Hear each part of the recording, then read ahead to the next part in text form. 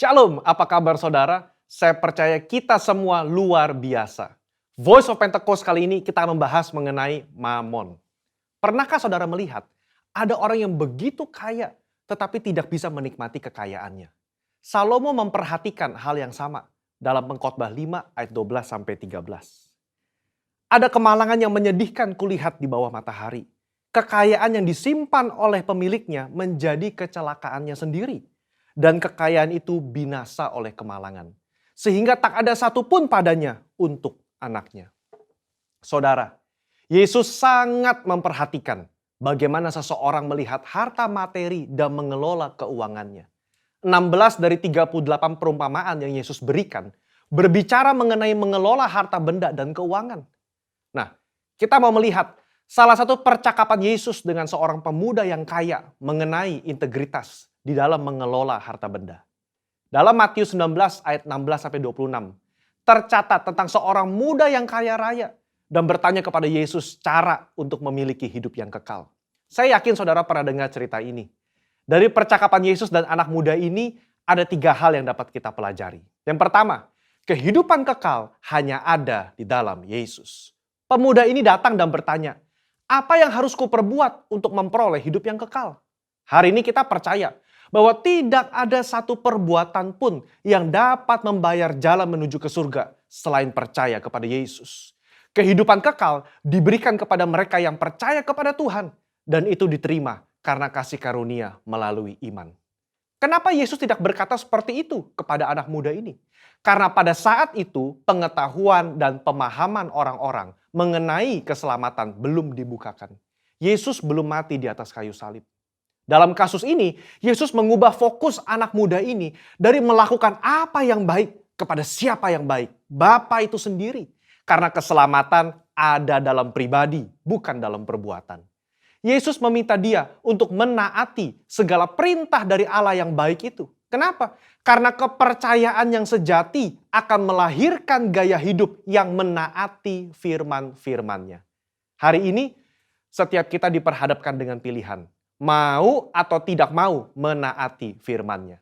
Dalam hal integritas, meskipun tidak ada orang yang melihat, apakah kita tetap menaati firman? Yohanes 14 ayat 15 berkata, jikalau kamu mengasihi aku, kamu akan menuruti segala perintahku. Yang kedua, jangan sampai mamon menjadi Allah kita. Pemuda yang kaya ini dengan yakin berkata bahwa ia telah menaati seluruh hukum Taurat yang diajarkan oleh Musa kepada bangsa Israel. Jangan heran saudara, memang salah satu kebanggaan orang Farisi adalah mereka berusaha sungguh-sungguh menaati hukum ini sesempurna mungkin. Rasul Paulus saja pernah berkata dalam Filipi 3 ayat yang ke-6, tentang kebenaran dalam menaati hukum Taurat, aku tidak bercacat. Kok bisa? Ya, secara eksternal mungkin bisa ditaati sempurna. Tapi dalam hati siapa yang tahu? Di sini, Yesus menaikkan derajat hukum ke standar yang sejati. Hukum tidak hanya mengatur soal perbuatan, tapi menyangkut hati dan pikiran. Anak muda ini begitu yakin telah menaati hukum Taurat, tetapi dia lupa soal hatinya yang terpikat dengan uang. Dia begitu sedih karena hartanya banyak dan hatinya terpaut pada keinginan untuk menjadi kaya, melebihi kasihnya kepada Allah dan kepada saudara-saudaranya. Di situ, Yesus menunjukkan masih ada yang kurang dalam dirinya dalam menaati hukum. Serta memberitahukan bahwa Allah yang disembah oleh anak muda ini sebetulnya bukan Tuhan, tetapi mamon. Anak muda ini lebih suka menaati mamon ketimbang menaati perintah Allah. Disinilah letak integritas hati berada. Kesesuaian pikiran dan hati terhadap firman Tuhan. Poin yang ketiga. Kita harus selalu mengecek motivasi hati kita. Matius mencatat, ketika orang muda itu mendengar perkataan itu, pergilah ia dengan sedih, sebab banyak hartanya. Kenapa dia sedih? Karena Yesus menunjukkan dengan jelas apa yang menjadi fokus utama dalam hidupnya, yaitu uang. Kedua, dia sedih karena meskipun sudah tahu akar masalahnya, dia tidak rela menukar harta duniawinya dengan harta di surga. Kehidupan kekal itu sendiri. Saudara, Allah begitu mengasihi saudara dan saya.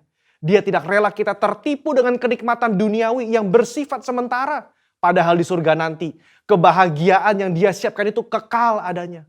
Mungkin kita berpikir, biarlah di dunia hati saya fokus mencari uang dan uang dan uang. Nanti begitu di ujung kehidupan, baru saya berpikir soal surga dan Yesus. Tidak ada yang tahu kapan ajal menjemput atau kapan Tuhan datang menjemput kita. Yesus sudah berkata dalam Matius 6 ayat 24, tidak seorang pun dapat mengabdi kepada dua tuan. Kamu tidak dapat mengabdi kepada Allah dan kepada Mamon. Ini berbicara soal integritas hati kita di hadapan Tuhan.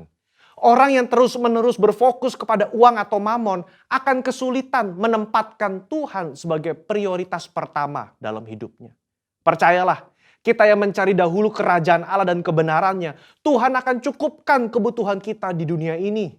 Allah adalah Bapa yang baik, yang suka memberi berkat kepada anak-anaknya. Mari kita belajar mengucap syukur dan menerima berkat yang Tuhan berikan dengan rasa cukup. Saya tutup dengan kata-kata bijaksana dari Raja Salomo. Siapa mencintai uang tidak akan puas dengan uang. Siapa mencintai kekayaan tidak akan puas dengan penghasilannya. Saya berdoa, kita semua mengucap syukur atas berkat yang Tuhan beri dalam hidup ini. Dan biarlah hidup kita terus menjadi berkat bagi orang lain. Mari berlomba-lomba mengumpulkan harta di surga, bukan di dunia ini.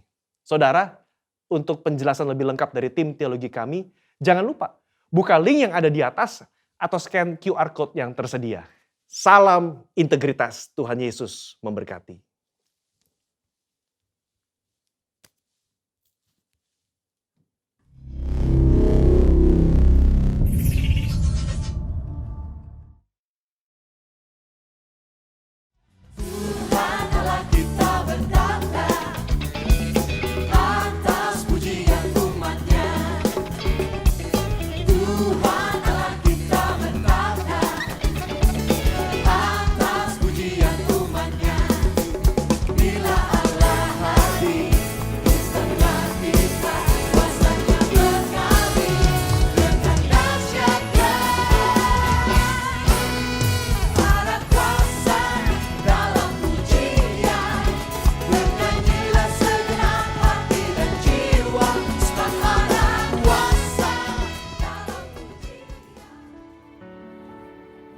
Shalom Bapak Ibu Saudara terkasih, kita sama-sama siapkan hati kita, pikiran kita untuk masuk dalam hadirat Tuhan. Haleluya. Yesus, Kau sungguh baik. Yesus, namamu indah. Yesus, ku cinta Kau selalu, ku tinggikan, ku agungkan selamanya. Yesus, Kau sungguh baik. Yesus, namamu indah. Yesus, ku cinta Kau selalu, ku tinggi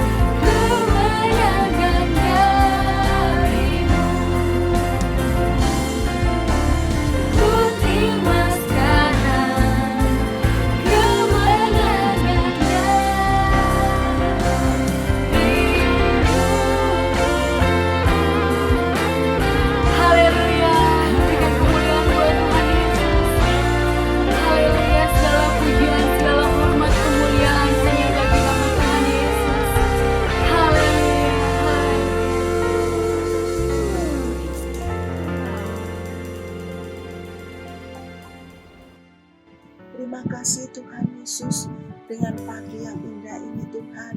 Terima kasih Tuhan dengan tim online Tuhan Yesus. Kami sungguh mengucap syukur Tuhan Yesus. Tuhan terima kasih Tuhan. Ini semua karena anugerah-Mu yang begitu besar Tuhan buat kami Tuhan. Terima kasih Tuhan. Terima kasih buat hamba-Mu yang melayani hari ini Tuhan. Kami serahkan Tuhan hamba-Mu Tuhan. Tuhan Kau memberkati Tuhan di dalam pekerjaan, di dalam keluarganya, di dalam pelayanannya Tuhan memberkati. Terima kasih Tuhan Yesus. Kami juga berdoa Tuhan buat gembala sidang kami dan keempat wakilnya Tuhan.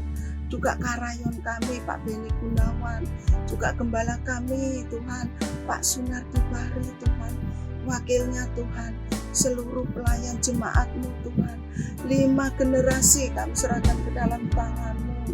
Juga Tuhan Yesus, semua jemaat-Mu Tuhan yang ada di GBI Pondok Aren Tuhan. Tuhan memberkati Tuhan, semua jemaat-Mu Tuhan. Kalaupun ada yang sakit Tuhan, Tuhan sembuhkan di dalam nama Tuhan Yesus. Yang berbeban berat, yang kekurangan Tuhan Kau cukupkan Tuhan dalam nama Tuhan Yesus. Terima kasih Tuhan. Kami juga berdoa Tuhan buat semua gembala kul maupun anggota kul dimanapun mereka berada Tuhan. Tuhan memberkati dalam nama Tuhan Yesus. Terima kasih Tuhan. Juga dengan tim online Tuhan, kami serahkan Tuhan, baik itu WL, singer, pemain musik, OHP, sound system, semua yang terlibat di dalam tim online Tuhan. Tuhan beri kekuatan Tuhan, berikan kesehatan Tuhan dalam nama Tuhan Yesus. Terima kasih, biarlah melalui tim online yang ada Tuhan, banyak jiwa-jiwa Tuhan Yesus yang bertobat Tuhan, banyak jiwa-jiwa yang selamat di dalam nama Tuhan Yesus. Terima kasih siapapun itu Tuhan yang melihat, yang menonton, yang mendengarkan Tuhan tim online GBI Pondok Aren. Tuhan menjadi berkat di dalam nama Tuhan Yesus. Terima kasih Tuhan. Kami juga berdoa Tuhan buat persembahan 1/10, juga persembahan umum Tuhan. Kami serahkan ke dalam tangan-Mu. Tuhan sendiri yang memberkati dalam nama Tuhan Yesus. Terima kasih Tuhan. Kami juga berdoa Tuhan buat Indonesia. Shalom Indonesia. Damailah Indonesiaku. Indonesia ada di hati-Mu. Indonesia ada di rencana-Mu Tuhan. Terima kasih Tuhan Yesus. Terima kasih. Kami menyerahkan Tuhan Bapak Presiden kami Tuhan, wakilnya Tuhan, pemerintahan pusat sampai pun daerah Tuhan, sampai pun RT RW di lingkungan kami masing-masing. Terima kasih Tuhan dengan pemimpin-pemimpin kami Tuhan Yesus. Sungguh kami mengucap syukur Tuhan, Kau berikan roh takut akan-Mu Tuhan. Apapun yang dilakukan, apapun yang dikerjakan Tuhan, biarlah seturut dengan kehendak-Mu Tuhan. Kami menyerahkan Tuhan dari Sabang sampai Merauke Tuhan, pulau demi pulau kami serahkan ke dalam tangan Tuhan. Gereja-gereja yang ada di Indonesia maupun yang di bangsa-bangsa Tuhan kami serahkan Tuhan. Hamba-hamba Tuhan, gembala-gembala Tuhan, pendeta-pendeta, penginjil-penginjil, misionaris Tuhan Yesus, semua anak-anak Tuhan kami serahkan, biarlah mereka menjadi berkat, menjadi dampak Tuhan. Biarlah di era Pentakosta ketiga Tuhan Yesus terjadi penuaian jiwa-jiwa di dalam nama Tuhan Yesus di Indonesia maupun di bangsa-bangsa Tuhan, dan untuk menyelesaikan amanat agung Tuhan. Terima kasih Tuhan Yesus, terima kasih Tuhan, terima kasih Yesus. Kami juga berdoa Tuhan buat umat-Mu Israel Tuhan. Shalom Israel, diberkati di dalam nama Tuhan Yesus. Terima kasih Tuhan. Inilah Tuhan doa kami. Segala puji, segala hormat kami naikkan ke dalam nama Tuhan Yesus. Dalam nama Tuhan Yesus kami sudah berdoa dan mengucap syukur. Haleluya Yesus.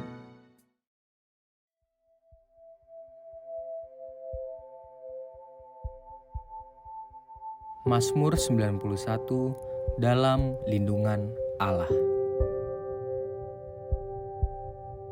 Orang yang duduk dalam lindungan yang maha tinggi dan bermalam dalam naungan yang maha kuasa akan berkata kepada Tuhan, tempat perlindunganku dan kubu pertahananku, Allahku yang kupercayai.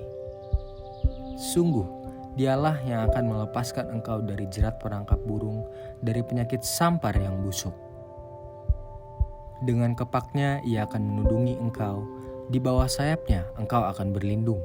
Kesetiaannya ialah perisai dan pagar tembok. Engkau tak usah takut terhadap kedahsyatan malam, terhadap panah yang terbang di waktu siang, terhadap penyakit sampar yang berjalan di dalam gelap, terhadap penyakit menular yang mengamuk di waktu petang.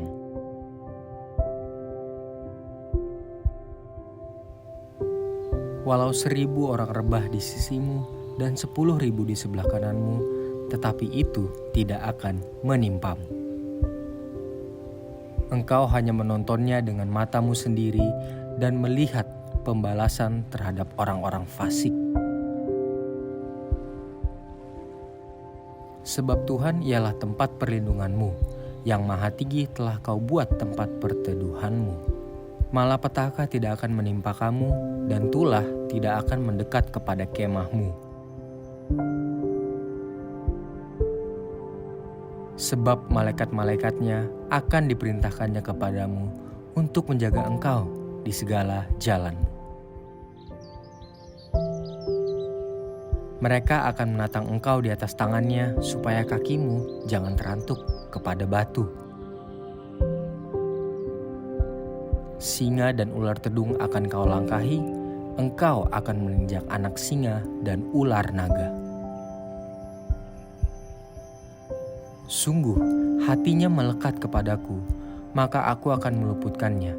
Aku akan membentenginya, sebab ia mengenal namaku. Bila ia berseru kepadaku, aku akan menjawab.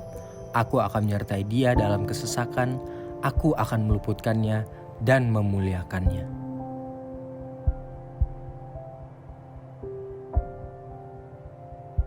Dengan panjang umur akan kukenyangkan dia dan akan kuperlihatkan kepadanya keselamatan daripadaku.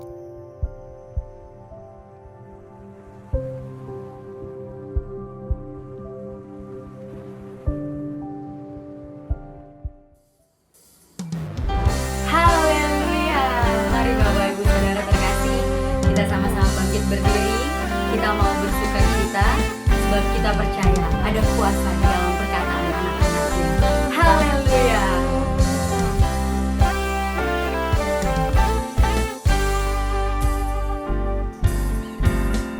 Tuhan Allah kita bertata atas pujian umatnya. Tuhan Allah kita bertata atas pujian umatnya. Bila Allah hadir di tengah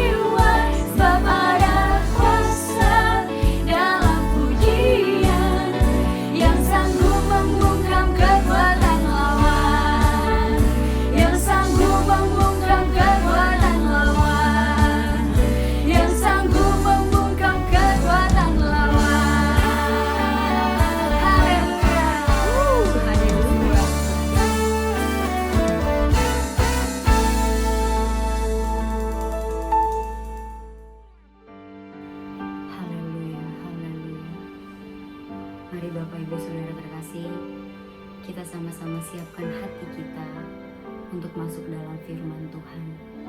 Haleluya, tak tersembunyi Tuhan, kuasa-Mu Tuhan. Tak tersembunyi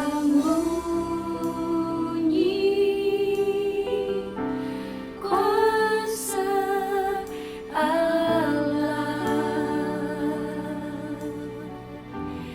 kalaulah ditolong, saya juga tangannya terbuka, menunggulah,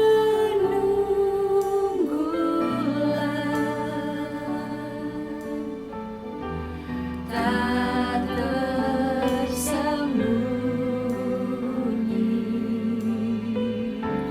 kuasa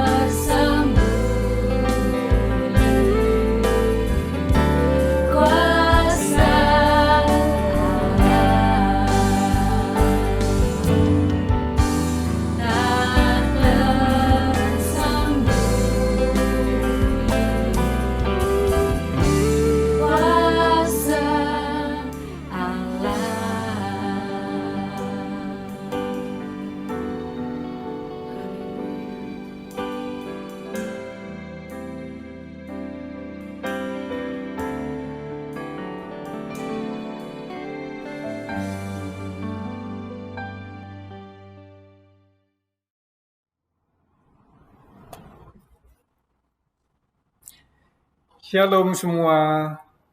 Semua kita tahu pasti pohon kan? Pohon sering kita lihat di depan rumah, di jalan-jalan, di taman, dan hampir di setiap tempat kita bisa lihat.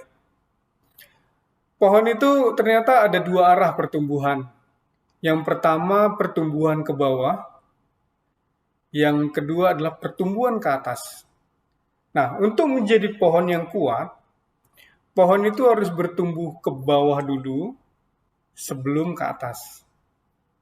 Harus berakar dulu sebelum muncul ke permukaan dan menjulang tinggi. Nah, ternyata di Alkitab ada banyak pohon yang disebut, tapi saya coba beri contoh 3 pohon. Yang pertama yang disebut adalah pohon kurma. Ada di Mazmur 92 ayat 13. Pohon ini dilambangkan pohon yang membawa kegirangan atau kemenangan. Kemudian yang kedua adalah pohon aras. Di Mazmur 92 ayat 13 juga. Ini melambangkan pohon yang kuat dan teguh. Nah, yang ketiga adalah pohon terbantin. Ada di Yesaya 61 ayat 3. Ini melambangkan pohon kebenaran, tanaman Tuhan untuk memperlihatkan keagungan Tuhan. Nah, pohon-pohon ini memiliki persamaan, yaitu mereka fokus kepada pertumbuhan ke bawah terlebih dahulu atau akarnya sebelum fokus pada pertumbuhan ke atas atau buahnya. Kita ambil contoh penanaman pohon kurma. Kenapa pohon kurma itu bisa ditanam di tanah yang kering, gersang, tandus, bahkan tanah yang sering dihantam badai gurun yang dahsyat, dia bisa bertahan. Kenapa sih pohon kurma bisa bertahan dalam kondisi tanah yang mungkin bagi pohon nggak akan bisa bertahan? Nah, kekuatannya ada pada akarnya, akar pohon kurma itu. Caranya, pada saat menanam, biji kurma dimasukkan ke dalam lubang pasir, jadi dimasukkan ke dalam tanah, lalu ditutup dengan batu. Jadi ini tadi bijinya, ini tutup sama batu. Batunya cukup besar. Nah, batu ini membuat pohon akar kurma semakin kuat. Kok bisa? Karena memaksanya untuk berjuang tumbuh ke atas. Ini berjuang nih, ada penghambat. Pertumbuhan batangnya memang mengalami perhambatan. Tapi justru inilah yang membuat dia bertumbuh ke bawah. Membuat dia mengakarkan lebih kuat lagi akar-akarnya menjadi maksimal dan kuat. Mencari air lebih banyak, bertumbuh ke bawah, dan suatu saat setelah dia kuat, batu ini bisa digulingkan dan dia bertumbuh ke atas. Setelah akarnya kuat. Itu pohon kurma. Kalau cerita pohon-pohon yang lain hampir sama lah. Mereka fokus ke akarnya, mereka bertumbuh dulu di bawah, kemudian baru ke atas. Nah, apa yang bisa kita pelajari? Dengan akar yang kuat, pohon-pohon itu ketika ditebang, nggak langsung mati loh. Ketika pohon ditebang, maka dia akan tumbuh lagi. Batangnya ditebang, dia tumbuh lagi. Satu-satunya cara ya ngambil akarnya sampai habis, baru dia nggak tumbuh. Beda dengan pohon cabai atau toge. Sekali tebang, habis. Nah, gitu juga seharusnya pertumbuhan orang Kristen. Kita harus menjadi pohon yang kuat akarnya. Ketika banyak masalah menerpa di dalam kehidupan kita, kita tetap kuat. Bahkan tumbuh lagi. Nah, beda dengan pohon cabai, Kristen cabai atau Kristen toge tadi. Ketika ada masalah sekali, langsung nggak ikut pertemuan lagi misalkan, atau nggak mau ke gereja lagi, atau langsung lari dari Tuhan dan melampiaskan dengan hal-hal yang dosa mungkin. Saya berharap kita semua menjadi pohon yang kuat akarnya. Itu tadi permulaan dari firman yang akan saya bagikan. Tapi semua kita tahu ya, kita tangkap bahwa pohon yang baik itu adalah pohon yang bertumbuh akarnya dulu.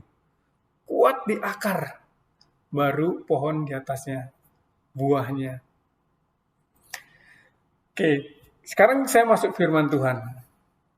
Kita baca di Daniel 3, ayat 13 sampai 18. Saya bacakan ya. Sesudah itu, Nebukadnezar memerintahkan dalam marahnya dan geramnya untuk membawa Sadrak, Mesak, dan Abednego menghadap. Setelah orang-orang itu dibawa menghadap raja, berkatalah Nebukadnezar kepada mereka, apakah benar, hai Sadrak, Mesak, dan Abednego, bahwa kamu tidak memuja dewaku dan tidak menyembah patung emas yang kudirikan itu? Sekarang, jika kamu bersedia, demi kamu mendengar bunyi sangkakala, seruling, kecapi, rebab, gambus, serdam, dan berbagai jenis-jenis bunyi-bunyian, sujudlah menyembah patung yang kubuat itu. Tetapi jika kamu tidak menyembah, kamu akan dicampakkan seketika itu juga ke dalam perapian yang menyala-nyala. Dan dewa manakah yang dapat melepaskan kamu dari tanganku? Lalu Sadrak, Mesak, dan Abednego menjawab Raja Nebukadnezar, tidak ada gunanya kami memberi jawab kepada Tuanku dalam hal ini. Jika Allah kami yang kami puja sanggup melepaskan kami, maka ia akan melepaskan kami dari perapian yang menyala-nyala itu, dan dari dalam tanganmu, ya Raja. Tetapi, seandainya tidak, hendaklah Tuanku mengetahui, ya Raja, bahwa kami tidak akan memuja dewa Tuanku, dan tidak akan menyembah patung emas yang Tuanku dirikan itu. Nah, apa sih bedanya, apa sih hubungannya sama pohon yang saya ceritakan tadi? Saya percaya Sadrak, Mesak, dan Abednego ini, dia punya akar yang kokoh. Dia punya iman yang teguh dan kuat. Sadrak, Mesak, dan Abednego ini mengalami pencobaan yang luar biasa. Banget.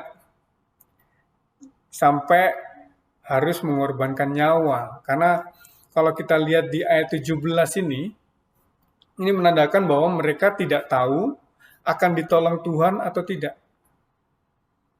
Tapi iman mereka tetap kepada Tuhan, sekalipun ditolong atau tidak. Nah, jawaban mereka yang membuat saya kagum. Iman mereka kokoh, kuat, tak tergoyahkan. Komitmen mereka kepada Tuhan tetap tidak terbantahkan. Kok bisa ya? Kalau kita tahu, kalau Sadrak, Mesak, dan Abednego tahu hasilnya, hasil akhir, misalkan, oh iya dia akan ditolong Tuhan nih, hasilnya udah tahu, nah itu nggak deg-degan lagi. Karena dia udah tahu bakalan ditolong. Tapi dari bacaan yang kita baca tadi, mereka nggak tahu hasil akhirnya, mereka ditolong atau enggak. Tapi iman mereka tetap kuat.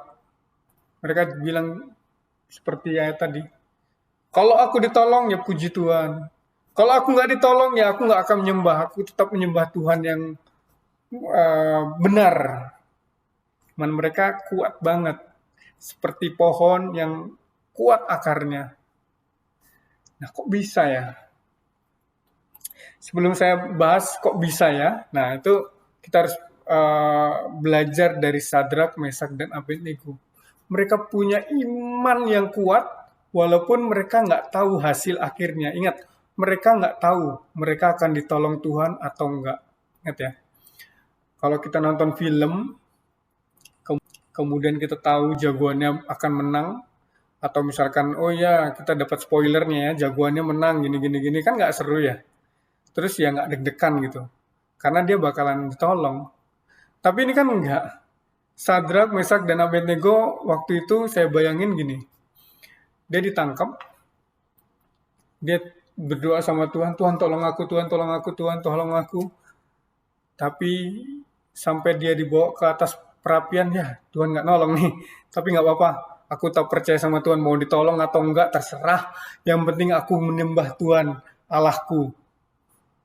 Sampai akhirnya dibawa, kemudian dia lihat perapiannya, ya ampun. Terus si Nebukadnezar nambahin lagi panasnya, ya ampun. Dia mungkin di situ bertanya-tanya, aku ditolong Tuhan nggak ya? Karena memang nggak ada jawabannya. Di ayat itu dibilang dia nggak tahu tuh. Di ayat itu kita bisa lihat faktanya bahwa dia nggak tahu. Jika ditolong, ya puji Tuhan. Kalau nggak ditolong, ya puji Tuhan. Artinya dia nggak tahu dia bakalan ditolong atau enggak.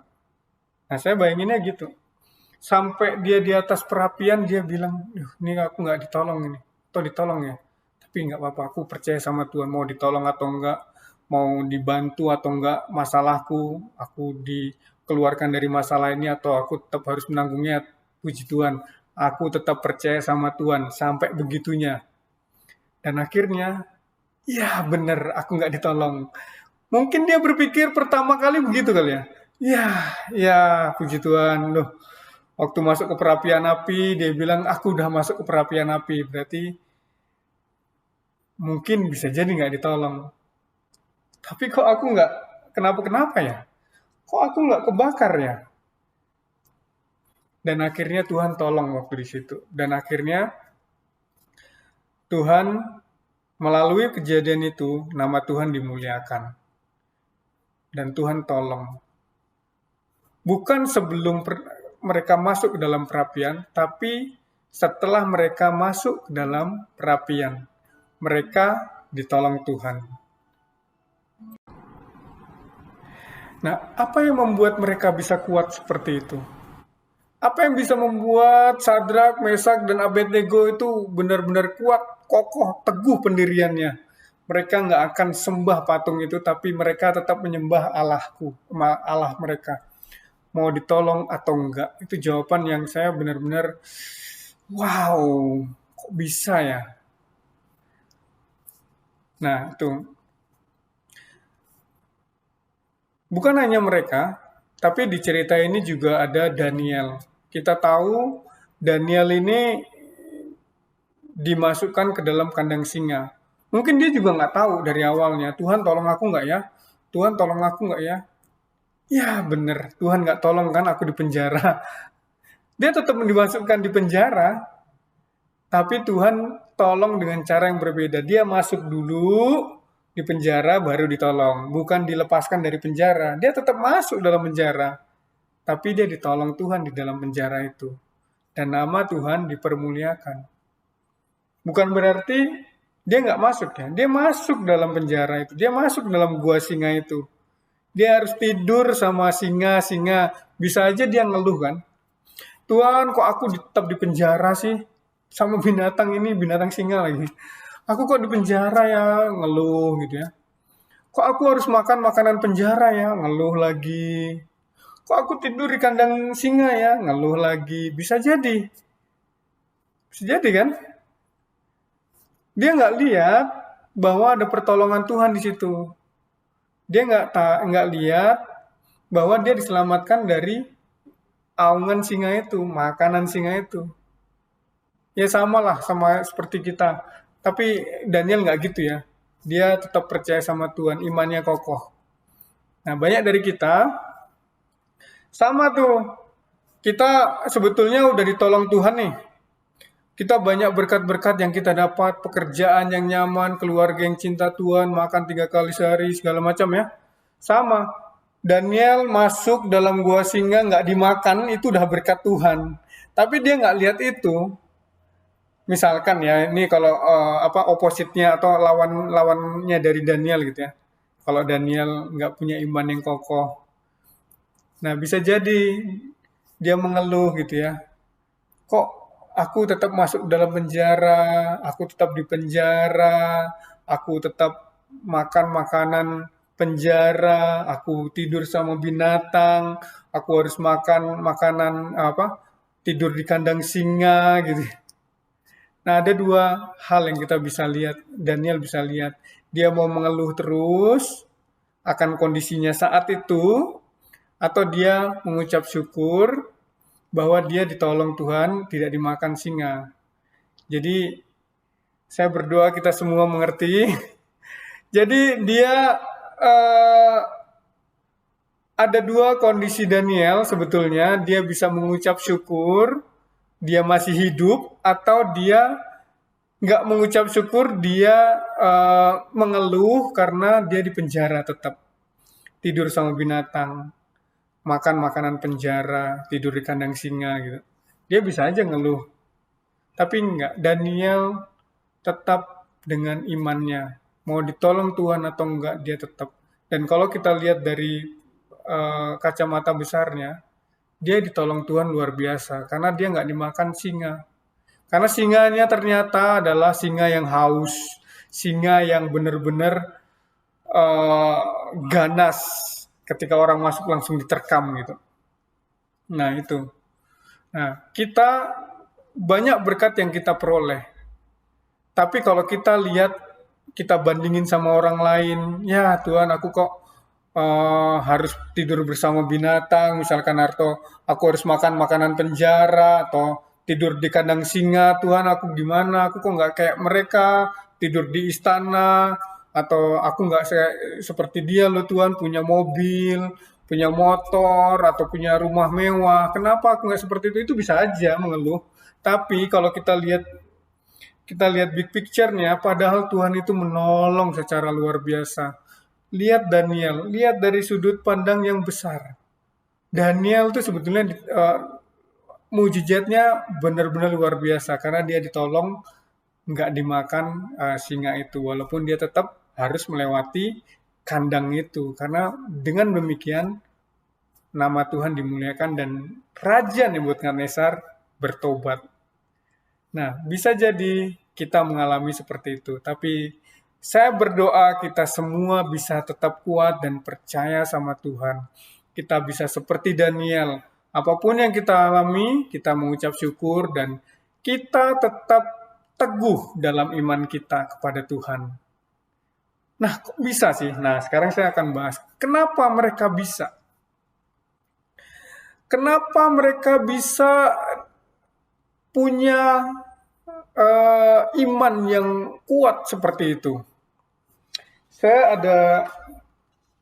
buat ini, mudah-mudahan bisa kelihatan ya. Nah, ini adalah lingkaran komitmen. Yang ini hijau ini adalah lingkaran pengaruh. Yang abu-abu ini adalah lingkaran perhatian.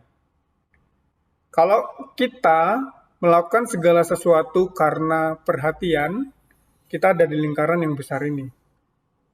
Kalau kita melakukan segala sesuatu karena dipengaruhi orang lain, atau karena banyak orang melakukan, itu kita masih ada di lingkaran yang hijau. Tapi kalau kita melakukan segala sesuatu karena komitmen, apapun yang terjadi lingkungan kita opposite atau berlawanan dengan arah kita tetap melakukan yang komitmen yang kita sudah tetapkan, itu ada di lingkaran ini. Ingat ada 3 lingkaran, lingkaran kuning, lingkaran komitmen, hijau ini lingkaran pengaruh, yang abu-abu lingkaran perhatian. Kalau kita melakukan segala sesuatu karena lingkaran perhatian, itu masih di awal, masih kayaknya anak-anak banget gitu. Oh, kalau ada bos, aku mau kerja nih karena diperhatikan. Kalau nggak ada bos, aku nggak mau kerja, nggak diperhatikan.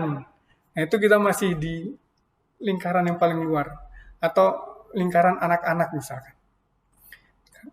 Karena kita melakukan segala sesuatu karena perhatian. Nah ini. Yang kedua, kalau kita melakukan segala sesuatu karena pengaruh dari luar, itu namanya lingkaran pengaruh. Misalkan kita ada di lampu merah. Semua motor jalan, padahal lampunya masih merah. Mobil jalan, padahal lampunya masih merah. Nah, kita ini, jalan nggak ya? Jalan nggak ya? Loh, semuanya jalan nih. Jalan nggak ya? Jalan nggak ya? Nah itu, kalau kita tetap berjalan, oh ya udah, semuanya jalan kok. Ya udah, aku jalan juga lah. Nah itu kita masih dipengaruhi sama lingkaran pengaruh. Itu di lingkaran yang kedua. Tingkat kedewasaan yang kedua. Nah, saya berdoa kita semua ada di lingkaran, punya iman di lingkaran yang komitmen tadi. Lingkaran komitmen, sekalipun nggak dilihat orang, nggak ada yang memperhatikan, aku tetap melakukan pekerjaanku. Sekalipun orang banyak pada jalan, pada lampu masih merah, aku tetap berhenti. Karena aku tahu itu lampu merah, aku tetap berhenti. Begitu hijau ya baru aku jalan. Nah itu lingkaran kita melakukan segala sesuatu karena lingkaran komitmen kepada Tuhan. Itu tingkat kedewasaan. Ada yang ketiga, ada yang kedua, dan yang paling dewasa adalah lingkaran yang tadi, komitmen tadi. Nah, saya berdoa kita semua melakukan segala sesuatu bukan karena perhatian, bukan karena pengaruh orang banyak atau pengaruh lingkungan, tapi kita melakukan segala sesuatu karena komitmen kita kepada Tuhan. Jadi kita melakukan segala sesuatu berdasarkan komitmen kepada Tuhan. Apa yang kita sudah komitmenkan, itu yang kita lakukan. Itu kita melakukan berdasarkan lingkaran komitmen tadi. Itu tingkat kedewasaan yang paling tinggi. Dia punya akar yang kuat. Dia punya akar yang kuat yang menyerap firman-firman Tuhan sampai ke dalam alam bawah sadarnya atau dalam pikirannya yang keluar adalah firman Tuhan. Nah, contohnya gini. Saya bisa... ini ukuran yang saya pakai untuk diri saya sendiri. Tapi kita bisa pakai mungkin buat kita semua gitu. Nah, cara mengukur kedewasaan rohani kita itu ada dua hal. Yang pertama, ketika kita sendiri dan tidak ada yang melihat, tetapkah kita melakukan segala sesuatu seperti lingkaran komitmen kita di awal? Atau kita melakukan segala sesuatu karena dipengaruhi lingkungan atau dipengaruhi oleh perhatian. Nah, itu kondisi kedewasaan rohani kita bisa diukur ketika kita sendiri dan tidak ada yang lihat. Siapa kita ketika kita sendiri? Nah, itu bisa kita pikirkan bersama. Siapa kita ketika kita sendiri? Siapa kita ketika kita bekerja, nggak ada yang lihat, tapi kita tetap bekerja dengan benar atau mumpung nggak ada bos, nggak mau lakuin nah. Siapa kita ketika ada duit yang nganggur, nggak ada yang lihat padahal kita tetap nggak mau ngambil. Siapa kita ketika kita diperhadapkan sama uang lebih nih, kita jadi bendahara acara, kemudian acara udah selesai, terus masih ada yang ngendon nih di rekening kita. Dan acara udah selesai. Kalau kita ambil atau nggak ambil, nggak ada yang tahu. Nah, siapa kita di posisi kondisi seperti itu? Siapa kita ketika macet, semua mobil-mobil lewat bahu jalan, dan kita tetap di track yang benar. Itu menentukan kedewasaan kita. Kita bisa tahu, ngukur kedewasaan kita tuh seperti apa. Kita tuh punya lingkaran yang mana. Kita berada di lingkaran yang mana. Saya berdoa semua kita ada di lingkaran komitmen. Sekalipun orang jalan di jalan yang besar, tapi berbelok, saya akan tetap lurus. Karena saya berjalan dengan komitmen yang saya pegang.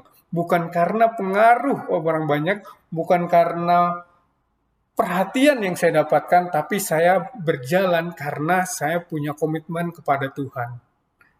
Saya berdoa seperti itu buat kita semuanya.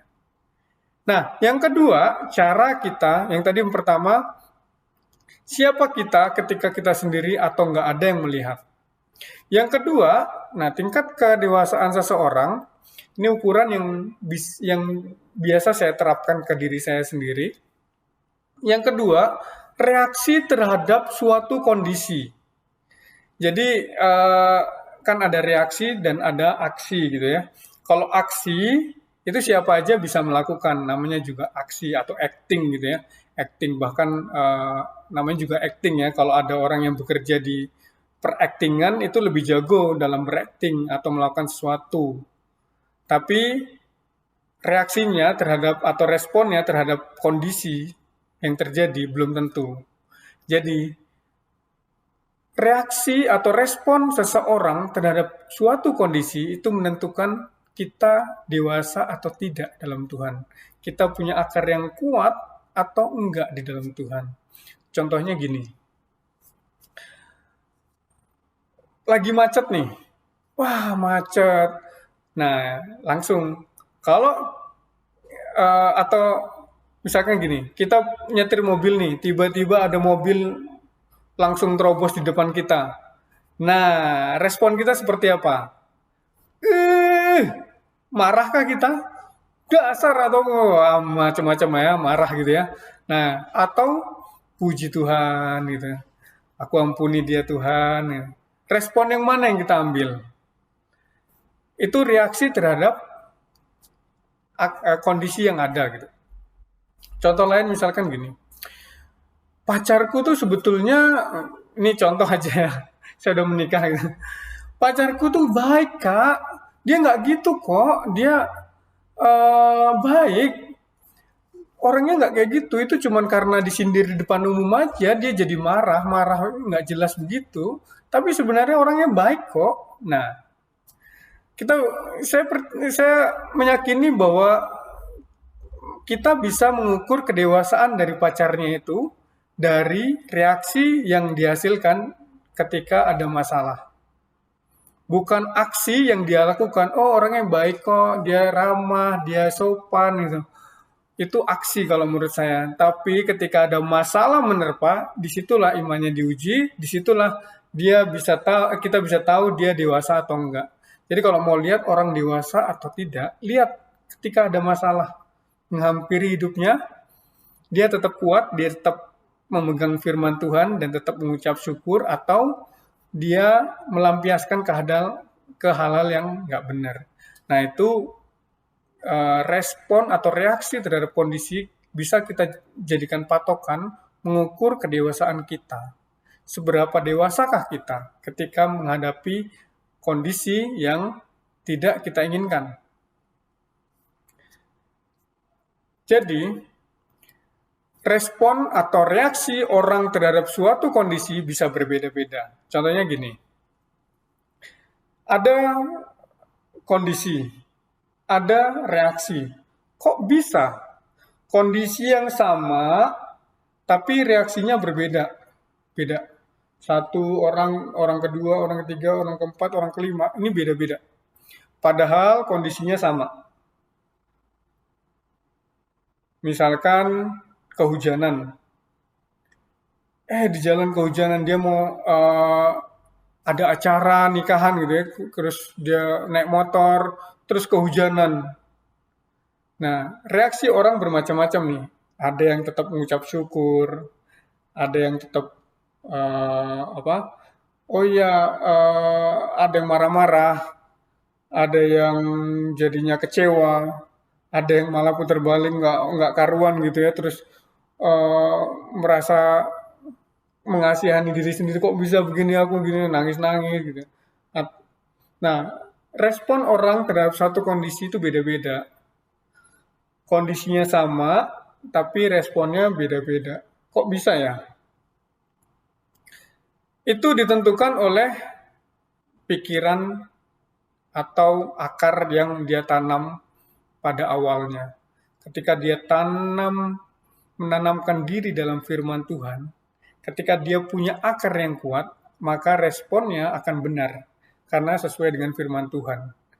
Kalau dia punya akar yang tidak kuat, ketika badai seperti pohon toge tadi, ketika ada badai atau masalah sedikit, responnya akan berbeda juga. Dia akan marah-marah bisa, atau misalkan kecewa, atau mengasihani diri sendiri, atau gimana gitu. Nah itu respon ditentukan sama apa yang dia pikirkan terhadap masalah yang terjadi. Jadi, saya berdoa, kondisi apapun yang kita alami, kita tetap kuat, kita tetap berakar sama Tuhan, kita tetap kokoh, dan menghasilkan reaksi sesuai dengan firman Tuhan.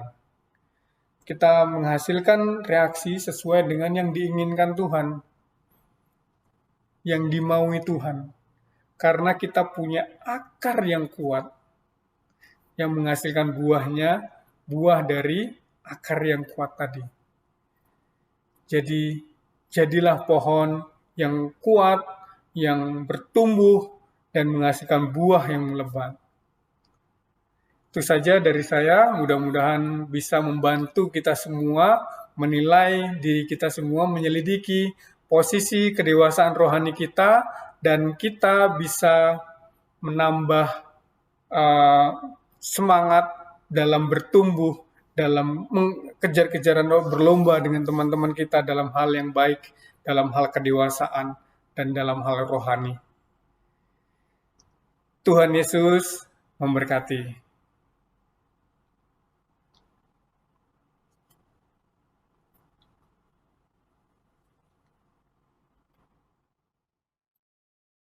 Pentakosta ketiga adalah Pencurahan Roh Kudus yang dahsyat di zaman now.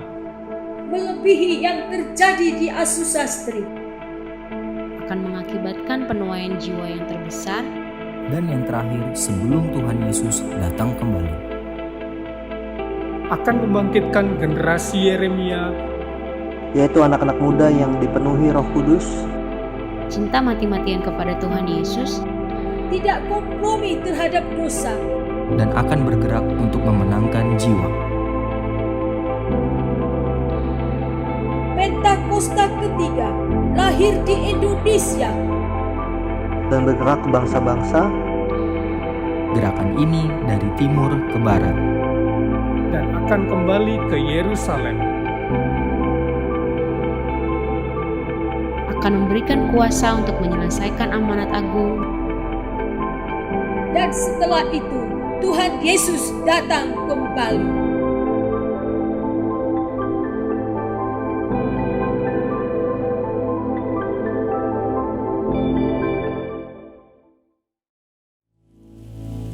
Sekarang terimalah berkat Tuhan, kasih karunia yang berlimpah-limpah daripada Allah Bapa dalam Anak yang tunggal Yesus Kristus, persekutuan yang manis dengan Roh Kudus menyertai saudara sekalian mulai hari ini sampai Tuhan Yesus datang menjemput kita di awan-awan dan bahkan sampai selama-lamanya. Yang percaya bersama-sama katakan amin.